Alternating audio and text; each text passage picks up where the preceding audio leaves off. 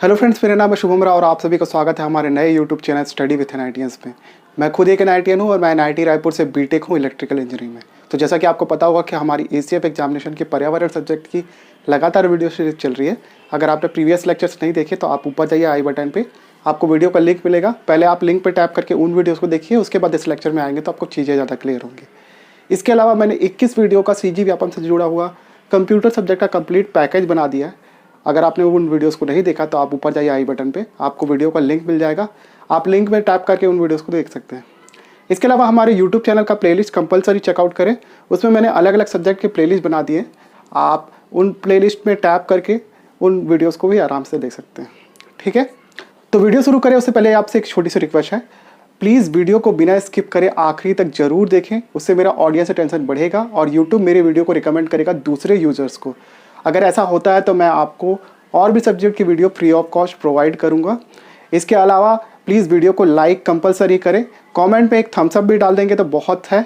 इसके अलावा अगर आप इस चैनल में नए हैं तो प्लीज़ चैनल को सब्सक्राइब करने के साथ साथ बेल नोटिफिकेशन ऑन करना ना भूलें, उससे मेरी वीडियो की नोटिफिकेशन आपको मिल जाएगी। ठीक है, वीडियो से रिलेटेड किसी भी प्रकार के डाउट की स्थिति में आप वीडियो को डिस्क्रिप्शन चेकआउट कर सकते हैं। वहाँ पे वेरियस कॉन्टैक्ट लिंक लाइक मेरा फेसबुक, व्हाट्सएप, ट्विटर और इंस्टाग्राम है। आप लिंक में टैप करके मुझे डायरेक्ट मैसेज करके अपने सवाल पूछ सकते हैं। इसके अलावा हमारा व्हाट्सएप सपोर्ट ग्रुप लगातार चल रहा है, जिसमें लड़के और लड़कियों के लिए अलग अलग ग्रुप है। ग्रुप में लगभग 200 मेंबर के आसपास हैं। अगर आप अपने नाम और लोकेशन के साथ मुझे भेजेंगे व्हाट्सएप पे मैसेज तो मैं आपको ग्रुप में ऐड कर लूँगा और उसमें मैं कई सारी चीज़ें फ्री ऑफ कॉस्ट प्रोवाइड करता हूँ। आप उन सर्विसेज का फ़ायदा उठा सकते हैं। ठीक है, तो आज सीधा हम लोग कूदते हैं हमारे टॉपिक के ऊपर। ठीक है, लास्ट क्लास में हमने कुछ गैसेस देखी थी और उनका इम्पैक्ट देखा था हमारे शरीर पे और पर्यावरण पे, और उसके कुछ निदान के हमने उपाय देखे थे। उसी क्रम में हम लोग आगे चलते हैं। हम लोग पढ़ेंगे सबसे पहले प्रकाश रासायनिक स्मोक। ठीक है, स्मोक है ना, सॉरी स्मोक बोलता हूँ, स्मॉग बोलते हैं, हिंदी में स्मोक लिखा है। ठीक है, इसको फोटोकेमिकल स्मॉग बोलते हैं। बेसिकली ये होता क्या है, जब कभी भी नाइट्रोजन के ऑक्साइड, जो कि मैंने इसका रीज़न बताया कि कहाँ से प्रोड्यूस होते हैं लास्ट क्लास में। ठीक है, जब कभी भी नाइट्रोजन के ऑक्साइड सन रेज के कांटेक्ट में आते हैं तो ये फर्दर रिएक्शन करके नाइट्रोजन के डाइऑक्साइड, ओजोन और पैन में टूट जाते हैं। पैन का फुल फॉर्म होता है परऑक्सी एसिटिल नाइट्राइट। ठीक है, इन तीनों के संयुक्त रूप से कॉम्बिनेशन को बोलते हैं फोटोकेमिकल स्मॉग। ठीक है, आप देख रहे होंगे ओजोन लिखा हुआ है। ठीक है, ओजोन जैसा कि मैंने आपको 2 क्लास पहले बताया था कि समताप मंडल में जब तक ओजोन रहता है तो वो हमें यूवी रेस से बचाता है और हमारे लिए अच्छा काम करता है। लेकिन जैसे ही ये आपके ट्रोपोस्फियर मतलब क्षोभ मंडल में आता है वो ऑटोमेटिकली हमारे स्वास्थ्य को हानि पहुंचाता है। ये बात याद रखना, ओजोन भी एक प्रकार का वायु प्रदूषक है। ठीक है, और बेसिकली फोटोकेमिकल स्मॉग प्राणियों एवं आपके पेड़ पौधों के लिए काफ़ी हानिकारक होता है। ठीक है, तो इसको भी याद रखना, इसका कंपोजिशन जरूर याद रखना। और प्रोड्यूस किससे होता है, आपके नाइट्रोजन के ऑक्साइड से। नेक्स्ट देखेंगे हम लोग मीथेन। मीथेन एक बहुत ही बड़ा मेजर सोर्स है आपके ग्लोबल वार्मिंग के लिए। और ग्लोबल वार्मिंग प्रोड्यूस किससे होता है, आपका ग्रीन हाउस इफेक्ट से। ठीक, तो बेसिकली मीथेन का मेन सोर्स कहाँ से मीथेन प्रोड्यूस होता है, धान के खेत, कोयले की खानों और जुगाली करने वाले पशुओं। ठीक है, ये तीनों चीज़ मैंने ऑलरेडी बता दी है। ग्रीन हाउस गैस का लगभग 20% आपका कंट्रीब्यूट करता है आपका मीथेन। ठीक है, सबसे बड़ा कंट्रीब्यूटर ग्रीन हाउस गैसेस में कौन है?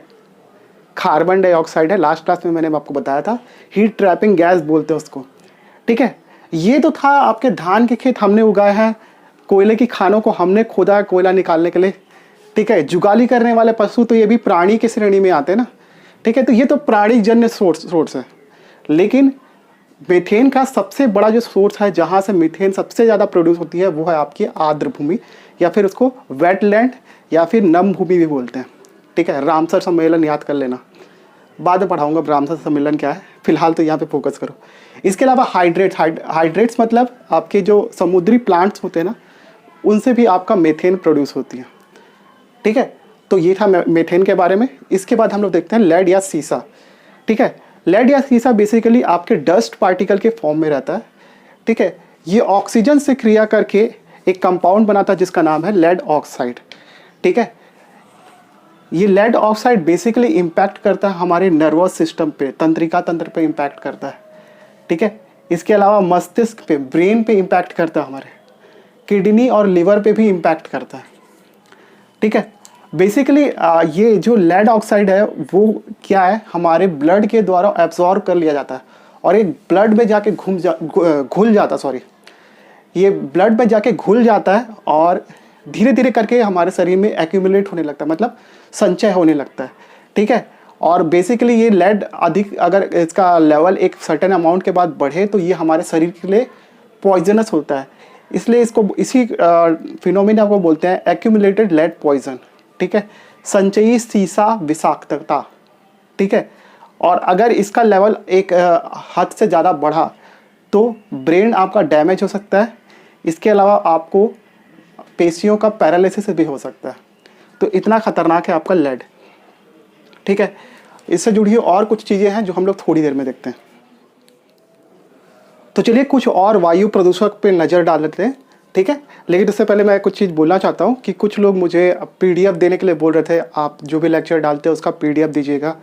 ठीक है, इसके अलावा टेस्ट सीरीज भी एक कंडक्ट कराइए। देखिए दोस्त, ये सारी चीज़ें करने के लिए पैसे की ज़रूरत पड़ती है और टाइम देना पड़ता है। ठीक है, अगर मैं किसी टॉपिक का अगर पीडीएफ इन फ्यूचर बनाऊँ भी तो मैं उसके लिए पैसे चार्ज करूँगा, आपको फ्री ऑफ कॉस्ट नहीं दे सकता क्योंकि उसमें मेहनत लगेगी ब्रो।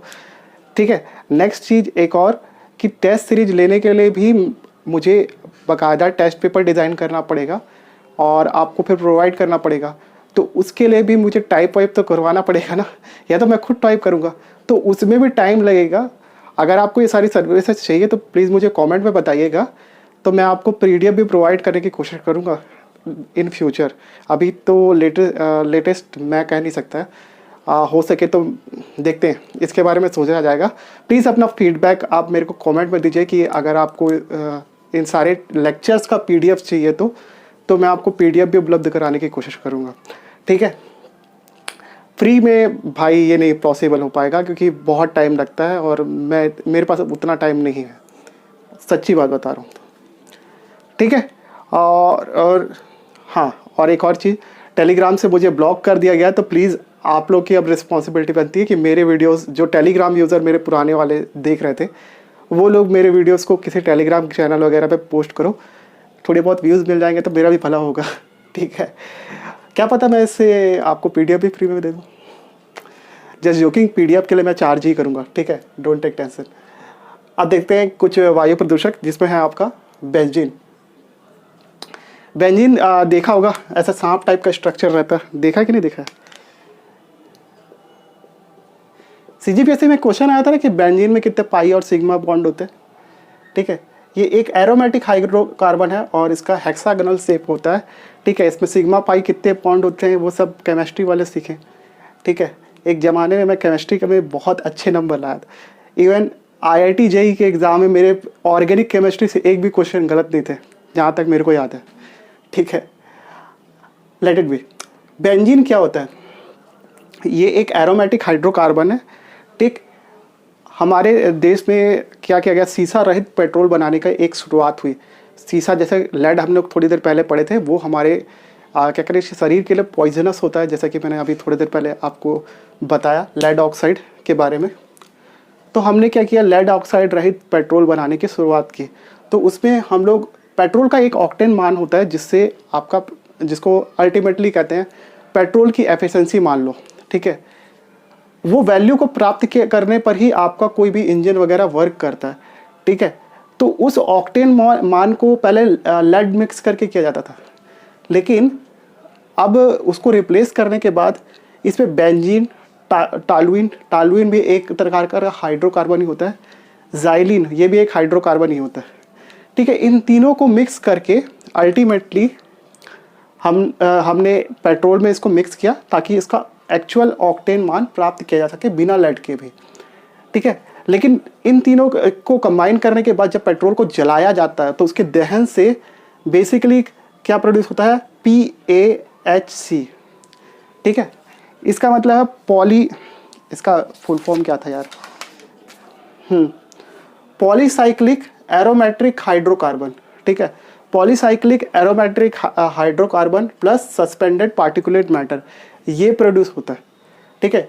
और उसमें इन पार्टिकल में सबसे ज़्यादा संख्या किसकी होती है, बेंजीन की, ठीक है। बेंजीन हालांकि ऑक्टेन मान प्रदान करने में मदद करता है, लेकिन बेंजीन क्या होता है, कैंसर कारक होता है, ठीक है। बेंजीन से एक रोग होता है जिसको बोलते हैं रक्त कैंसर, ठीक है। ब्लड कैंसर होता है इसको, जिसको और महंगी वाले लैंग्वेज में इसको कहा जाता है ल्यूकेमिया या फिर ब्लड कैंसर, ठीक है। और ये भी काफ़ी रेयर डिसीज़ है, ठीक है। आजकल तो सब डिसीज़ नॉर्मल हो गई, ठीक है, लेकिन रक्त कैंसर इससे होता है बेंजीन से, ठीक है। तो ये भी अच्छा नहीं है हमारे लिए पेट्रोल। तो पेट्रोल तो अब अच्छा है या नहीं है, अब वो आप डिसाइड करो, लेकिन अब होता है तो हम लोग लगभग बचा के इसको चले। नेक्स्ट क्या है कि हम लोग इसकी जगह और भी कई सारे एक्सपेरिमेंट किए और हमने हरित डीजल बनाने की कोशिश की, ठीक है। इसके बारे में भी हम लोग थोड़ी देर में पढ़ेंगे, अभी नहीं तो थोड़ी देर में और पढ़ेंगे, ठीक है। हरित डीजल क्या होता है और उसमें हम क्या क्या एक्सपेरिमेंट कर रहे हैं, उसके बारे में मैं थोड़ी बहुत आपको जानकारी दूंगा वीडियो सीरीज में। नेक्स्ट है आपका एक और वायु प्रदूषक कैडमियम। कैडमियम को श्वसन विष बोलते हैं, ठीक है। और बेसिकली कैडमियम भी डस्ट पार्टिकल के फॉर्म में हमारे वायुमंडल में प्रेजेंट रहता है और इससे हृदय संबंधी रोग होते हैं और रक्तचाप संबंधित रोग होते हैं, ठीक है। ये सारी चीज़ें तो मैंने बता दी, लेकिन कुछ फैक्चुअल क्वेश्चन आपसे एग्जाम में पूछते हैं, ठीक है, कि किससे कौन सा रोग होता है, ठीक है। अभी तो हमने कैडमियम के बारे में पढ़ा, कैडमियम के बारे में हम लोग और रोग भी पढ़ेंगे जब हम लोग जल प्रदूषण वगैरह पढ़ेंगे, ठीक है। इटाई क्या होता है, ब्लैक फुट क्या होता है, ठीक है, ये सारे रोज, ब्लू बेबी सिंड्रोम क्या होता है, ये सब पढ़ेंगे, टेंशन मत लो उसका। अभी हम लोग थोड़े बहुत देखते हैं जो वायु प्रदूषण से रिलेटेड डिसीज़ हैं उसके बारे में, ठीक है।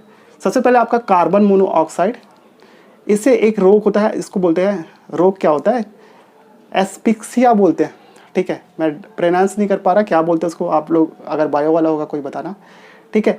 एस्फिक्सिया मतलब होता है आपका श्वासावरोध, ठीक है, मतलब इससे दम घुट जाता है लोगों का, ठीक है, उसको एस्फिक्सिया बोलते हैं, ठीक है। नेक्स्ट है आपका सीवेज से निकलने वाली जितनी भी प्रकार की गैसें रहती है उससे पौधों का वृद्धि रुक जाता है, उसको वृद्धि रोधन बोलते हैं, ठीक है।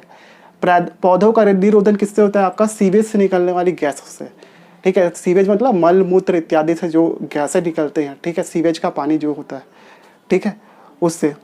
नेक्स्ट है आपका कैडमियम, जैसे मैंने बताया कि ये श्वसन विष होता है। नेक्स्ट है आपका आर्सेनिक अगर आपके पशुओं के चारे में मिल जाए तो पशुओं के चारे को विषग्रस्त कर देता है, जिससे पशुओं की मृत्यु हो जाती है, ठीक है। नेक्स्ट है आपका फ्लोराइड कभी भी आपके पत्तियों के संपर्क में आने से उसमें एक डिसीज़ उत्पन्न कर देता है जिसको बोलते हैं हरिमाहीनता, ठीक है, या फिर इसको ऊतक क्षय भी बोलते हैं, ठीक है। इससे पौधों का प्रकाश संश्लेषण तक रुक जाता है, ठीक है। तो ये फ्लोराइड ये है, ठीक है। बाद में हम लोग पढ़ेंगे फ्लोरोसिस के बारे में, वो सब जल प्रदूषण का टॉपिक है, ठीक है, टेंशन मत लो उसको। ओजोन जैसे मैंने बताया कि ये आपके सताप मंडल में रहने से हमारे लिए एक सहायक का काम करता है, लेकिन आपके क्षोभ मंडल में मतलब ट्रोपोस्फियर में आने के बाद ये हमारे लिए नुकसानदायक होता है। इससे आँखों के रोग हो जाते हैं, सीने में दर्द होता है, एक्जिमा मतलब आपका खुजली, ठीक है, खाज खुजली। पिंपल्स का भी मेन सोर्स ओजोन है, ठीक है। जिसको पिंपल्स होते हैं प्लीज़ अब से ओजोन को बुरा भरा बोलना चालू कर दो। नेक्स्ट है आपका एंथ्रेक्स मतलब सांस की बीमारी, ठीक है, और ये थोड़ा ज़्यादा सीवियर सांस की बीमारी होती है, ठीक। इसके बाद होता है आपके क्वेश्चन पूछा जाता है लोहे की खान के मजदूरों को कौन सा रोग होता है, ठीक है। इससे होता है लौह सकितमयता, ठीक है। इसको साइडोलिसिस बोलते हैं, लौह सकितमयता या फिर साइडोलिसियस, ठीक है, ये डिसीज़ का नाम है। लोहे के खानों में काम करने वाले मजदूरों को कौन सा रोग होता है, ऐसा पूछा जाए अगर आपसे एग्जाम में, तो आप हमारा साइडोलिसियस, ठीक है। हिंदी नाम थोड़ा सा टफ है, आप देख लेना उस हिसाब से, ठीक है। एक और फिनोमेना हम लोग देखते हैं, और ये पूरा वायु प्रदूषक खत्म हो गया, ठीक है। जितने प्रकार के वायु प्रदूषक थे मैंने सारे वायु प्रदूषक आपको बता दिए, किससे क्या रोग होता है, उसको कम करने का क्या उपाय है, ये सब बताया है, ठीक है। ये सब छोटे छोटे टॉपिक थे जो आपके इधर हम लोग पढ़े, जो शुरू में हमने पढ़े, कार्बन मोनोऑक्साइड, SO2, ये सब बड़े टॉपिक थे, ठीक है। इसके बाद एक फेनोमेना हम लोग पढ़ते हैं, वायुमंडलीय उत्क्रमण क्या होता है। इसी को आपका तापीय उत्क्रमण भी बोलते हैं, या फिर इंग्लिश में इसको बोलते हैं टेम्परेचर इन्वर्जन, ठीक है। बेसिकली ये आपके ठंड के समय में ज़्यादातर पाया जाता है, या फिर ऐसे एरिया जहाँ पर लगातार ठंड बनी रहती है, ठीक है। काइंड ऑफ एग्जांपल आपके जो हमारे सी से काफ़ी दूर पे स्थित है और नॉर्थ साइड है, लाइक दिल्ली वैली का एरिया हो गया, ठीक है। और वो एरिया ऐसा है जहाँ पर आपके ठंड भी उतना पड़ती है, गर्मी भी उतना पड़ती है। ऐसी जगहों पर आपका तापीय उत्क्रमण का प्रभाव बहुत ज़्यादा देखा गया, ठीक है। तापीय उत्क्रमण क्या होता है कि जब कभी भी नॉर्मल हमारे एक सिंपल सा फिनोमेना हम लोग जानते हैं, जिसको संवहन या फिर कन्वेक्शन बोलता है, ठीक है। कन्वेक्शन मतलब कन्वेक्शन बोलते हैं, मैं प्रोनाउंस करने में गलती कर रहा हूँ, संवहन बोलते हैं, ठीक है। तो उसमें क्या होता है, आप कभी भी पानी को गर्म करते हो तो क्या होता है, नीचे का जो लेयर होता है वो ठंडा रहता है, और पानी जब गर्म होता है तो क्या होता है, गर्म होने के साथ साथ गर्म पानी जो है वो ऊपर आता जाता है और ठंडा पानी नीचे बैठता जाता है, ठीक है। ये एक सिंपल सा फेनोमेन होता है जिसको आप बोलते हैं संवहन, ठीक है। वायु में भी ऐसा ही होता है, जो ठंडी वायु रहती है वो नीचे होती है और गर्म होने के साथ वायु ऊपर उठते जाती है, ठीक है। ये एक सिंपल सा फिनोमेना है जो चलता रहता है, ठीक है। और अगर ऐसा होता है तो सब नॉर्मल चीज़ है, कोई दिक्कत की बात नहीं है। और जनरली क्या होता है कि हाइट बढ़ने के साथ साथ हमारा टेम्परेचर जो है वो गिरता है, हाँ। जैसे कि आपको पता है 163 मीटर की हाइट पे आपका टेम्परेचर 1 डिग्री फॉल हो जाता है, ये तो सिंपल हर कोई जानता है, ठीक। लेकिन क्या होता है, जब कभी भी आपका ठंड का समय आता है, या फिर ऐसे एरिया जहाँ पे लगातार ठंड बनी रहती है, वहाँ पर क्या होता है, ये गर्म वायु की जो लेयर है वो ठंडी वायु के ऊपर जमा होते जाती है, ठीक है। और जमा इतनी ज़्यादा हो जाती है कि ठंडी वायु जो है वो अपने सरफेस से उठ ही नहीं पाती है, ठीक है। तो जो नॉर्मल हम लोग पढ़ते थे कन्वेक्शन, या फिर इसको क्या बोलते हैं, संवहन बोलते थे, उससे क्या है, ठंडी वायु को गर्म होकर ऊपर उठना चाहिए, लेकिन ऐसा हो नहीं पाता है, ठीक है। तो उसी कंडीशन को बोलते हैं आपका तापीय उत्क्रमण या फिर टेम्परेचर इन्वर्जन, ठीक है। तो उस केस में क्या होता है, ऊंचाई बढ़ने के साथ टेम्परेचर घटता नहीं है जबकि बढ़ता है, क्योंकि गर्म वायु ऊपर पहले से रहती है, ठीक है। और उस केस में क्या होता है कि अगर मान लीजिए कोई भी प्रकार का वायु प्रदूषक हमारे क्षोभमंडल में प्रकट हुआ, ठीक है। लाइक हमने अगर मान लो सिगड़ी जला दी, सिगड़ी जलाने से क्या होगा आपका, हम बेसिकली कोयला जला रहे हैं, तो कोयला जला रहे हैं तो जीवाश्म ईंधन है कोयला, उससे क्या होगा, carbon monoxide, carbon dioxide gas produce होगी। तो क्या होगा, गैस को गर्म होने के, गैस तो गर्म होती है ना जब वो कोयले से निकलेगा, तो वो क्या है, ऑटोमेटिकली ऊपर जानी चाहिए, ठीक है। लेकिन टेम्परेचर इन्वर्जन के कारण ये जो हमारे आसपास के एरिया में एक्यूमुलेट होता जाती है, ठीक है। और हवा जो है वो प्रदूषक, ये तो वायु प्रदूषक है, वो आपके सरफेस से उठ नहीं पाता, जिसकी वजह से वो वहीं पर ट्रैप होकर रह जाता है, ठीक है। और उसी केस में आपका स्मॉग की एंट्री होती है, क्योंकि ये वायु प्रदूषक अल्टीमेटली जाके जलवाष्प से रिएक्ट करता है और स्मॉग बना देता है। और यही रीज़न है कि दिल्ली और उसके आसपास के एरिया में बहुत स्मॉग देखने को मिलता है, क्योंकि वहाँ पर जैसे कि मैंने बताया कि ठंड बहुत ज़्यादा पड़ती है। इसी टेम्परेचर इन्वर्जन फिनोमेना के कारण आपका जो पहाड़ के घर रहते हैं वो काफ़ी ऊंचाई पे बनाए जाते हैं, ठीक है। और इससे बहुत सारे क्वेश्चन आते थे यार SSC वगैरह में, कभी देखना उसके बारे में, सेब के बागान ऊपर क्यों बनाए जाते हैं, आपके पहाड़ के घर के ऊपर बनाया जाता है, ठंडी के समय आपका बंद कमरे में अंगीठी जला के क्यों नहीं सोना चाहिए, उसका भी रीज़न आपका टेम्परेचर इन्वर्जन है, ठीक है। तो ये सारी चीज़ें जो छोटे छोटे क्वेश्चन हैं, उसका अल्टीमेटली आंसर क्या होगा, वायुमंडलीय उत्क्रमण या फिर टेम्परेचर इन्वर्जन, ठीक है। तो ये फिनोमेना आपको समझ में आया कि गर्म वायु की लेयर ठंडी वायु के ऊपर लगातार जमा होते जाती है और उससे ठंडी वायु जो नीचे का वायु प्रदूषक है वो ऊपर नहीं उठ पाता, इसी को टेम्परेचर इन्वर्जन बोलते हैं। ठीक, नेक्स्ट एक प्रकार का और वायु प्रदूषक है, वो है आपका तापीय वायु प्रदूषक।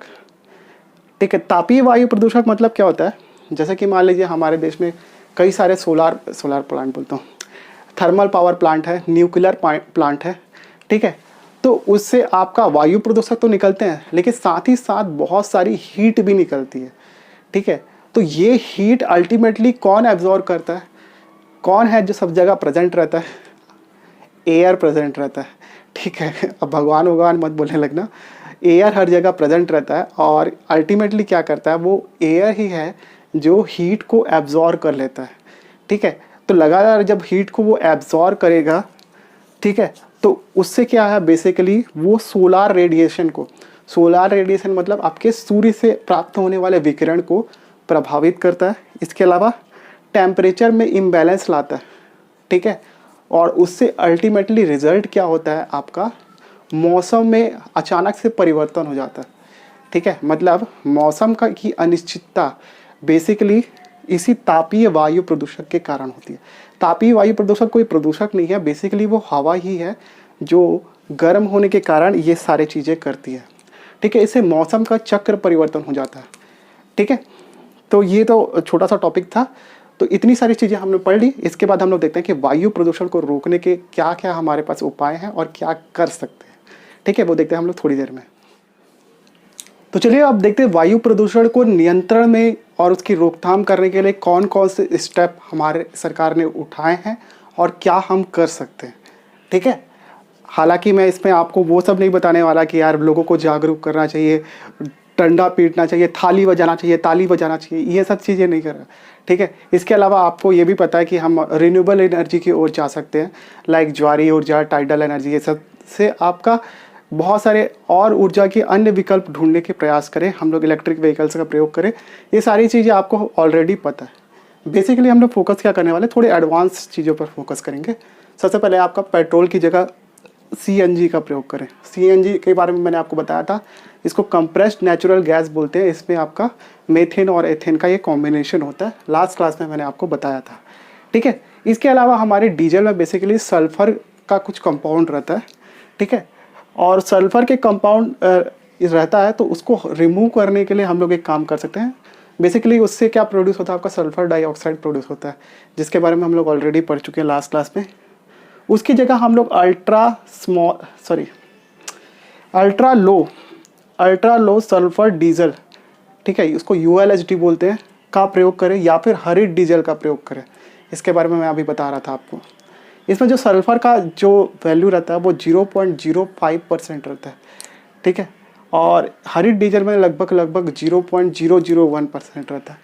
ठीक है, तो इससे डीजल की एफिशिएंसी उतनी ही आती है। इसके अलावा हमारे पास और वैकल्पिक स्रोत है, लाइक कोल बेड मीथेन, लिखा नहीं है मैंने, कोल बेड मीथेन और बायोडीजल जैसे आपको छत्तीसगढ़ में भी पता होगा, रतनजोत और करंज के पौधे से आपका बायोडीजल, पौधे क्या उसके फल से आपका बायोडीजल बनाने की कोशिश की जा रही है और इसका प्रोडक्शन भी हुआ, लेकिन उतना भी एडवांस इस पे काम नहीं किया गया।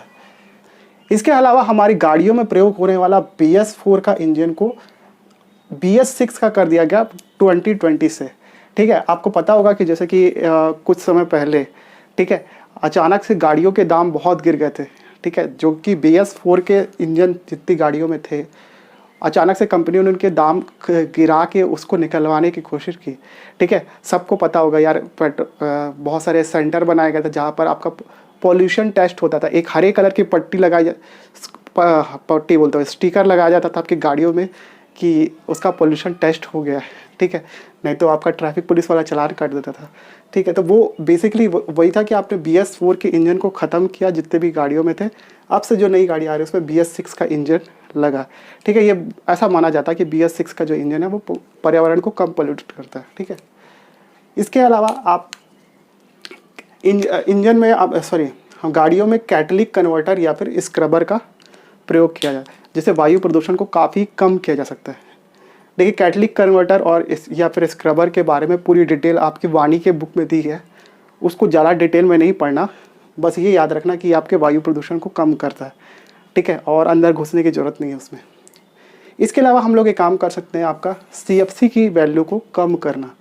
ठीक है, जो भी आपके CFC मतलब क्लोरोफ्लोरोकार्बन की का उत्सर्जन हो रहा था आपके रेफ्रिजरेटर, एयर कंडीशनर और इसकी वैल्यू को कम करने का प्रयास करना। ठीक है, उससे ओजोन लेयर डिप्लीट हो रही है। ठीक है, और जैसे कि मैंने बताया था सबसे खतरनाक आपका CFC कौन है, फ्रियोन। ठीक है, इसके अलावा हम जैसा कि मैंने इसके बारे में बताया आपको, पार्थेनियम या गाजर घास, इसको या फिर इसको कांग्रेस घास भी बोलते हैं। ठीक है, ये और इसके बारे में मैंने पूरी स्टोरी आपको बताई थी जैव विविधता वाले चैप्टर में। इससे आपका चर्म रोग होते हैं और ये भी एक प्रकार का वायु प्रदूषक है। ठीक है, इसको के उन्मूलन के लिए आपको एक जागरूकता कार्यक्रम चलाने की ज़रूरत है। ठीक है, इसके अलावा आपके फैक्ट्रियों की जो आपके चिमनियाँ रहती हैं उसमें बैग फिल्टर का प्रयोग किया जाए। ठीक है, बैग फिल्टर क्या करता है, 50 माइक्रोमीटर से नीचे जो भी आपका सस्पेंडेड पार्टिकल रहते हैं जो कि पर्यावरण को नुकसान पहुंचा सकते हैं, उनको सेपरेट कर देता है। ठीक है, 50 माइक्रोमीटर से बड़े जो भी आपके वायु प्रदूषक होते हैं उनको सेपरेट करने के लिए आपका साइक्लोन सेपरेटर या फिर साइक्लोन कलेक्टर या फिर वेट स्क्रबर का प्रयोग किया जाता है। ठीक है, 1 माइक्रोमीटर से छोटे, ठीक है, लेस देन लिखा है, ये ग्रेटर देन लिखा है ना, 1 माइक्रोमीटर से छोटे आपका पार्टिकल को सेपरेट करने के लिए इलेक्ट्रोस्टैटिक प्रेसिपिटेटर, ठीक है, और ये थर्मल पावर प्लांट में यूज़ किया जाता है, इसकी एफिशिएंसी सबसे ज़्यादा होती है। ठीक है, हाई एनर्जी स्क्रबर या फिर फैब्रिक फिल्टर का प्रयोग किया जाए। ठीक है, ये काम करते हैं हम लोग और ये किया जा रहा है। इसके अलावा हमारी गवर्नमेंट ने क्या स्टेप उठाया, गवर्नमेंट ने air pollution prevention and control bill 1981 में पारित किया। ठीक है, बाद में 1988 में इसको संशोधित करके इसमें ध्वनि प्रदूषण को भी जोड़ा गया। इसके अलावा गवर्नमेंट ने क्या स्टेप उठाया, 2 नवंबर 2001 में एक PIL के जवाब में, ठीक है, आपके कौन सी हाई कोर्ट थी कि सुप्रीम कोर्ट थी, सुप्रीम कोर्ट ने आपका सार्वजनिक स्थान पे धूम्रपान पे पाबंदी लगा दी, जिसके बारे में मैं आपको पिछले लेक्चर में मैं आपको बता रहा था जब कार्बन मोनोऑक्साइड गैस बता रहा था। ठीक है, तो ये सारी स्टेप्स आपके गवर्नमेंट ने उठाई हैं। इसके अलावा भी आपके वायु प्रदूषण में कुछ चीज़ें एडिशनल दी हुई है, लाइक साइक्लोन कन्वर्टर और कैटलिक कन्वर्टर के बारे में थोड़ी जानकारी दी हुई है, पूरा इक्वेशन बना के ओजोन कैसे बनता है, ये सब चीज़ें, लेकिन उतना डिटेल में आप मत पढ़ो। ठीक है, इतना डिटेल काफ़ी है, पढ़ने का मन करे तो बुक अवेलेबल है आपके मार्केट में, जाके परचेस करो। और एक और काम कर दो कि आज का लेक्चर यहाँ ख़त्म हो गया, नेक्स्ट क्लास में हम लोग पढ़ेंगे जल प्रदूषण। ठीक है, और तब तक के लिए आप चैनल को प्लीज़ अगर सब्सक्राइब नहीं किया तो वो कर दो, वीडियो को लाइक कर दो, कमेंट कर दो, और इसके अलावा इस वीडियो को शेयर कर दो एटलीस्ट उन लोगों को जिनके पास पैसे नहीं है कोचिंग इंस्टीट्यूट को देने के लिए, या फिर वे मंडी निरीक्षक ACF और CGPSC CGL से जुड़े हुए एग्जामिनेशन की तैयारी कर रहे हैं। इसके अलावा वीडियो के डिस्क्रिप्शन में जाके मुझे फेसबुक, व्हाट्सएप, ट्विटर और इंस्टाग्राम पे फॉलो कर लीजिए। व्हाट्सएप सपोर्ट ग्रुप से जुड़िए, ज़्यादा बड़ी कम्युनिटी होगी तो हम लोग एक दूसरे की ज़्यादा हेल्प कर पाएंगे। और thank you so much for watching this video, have a good day.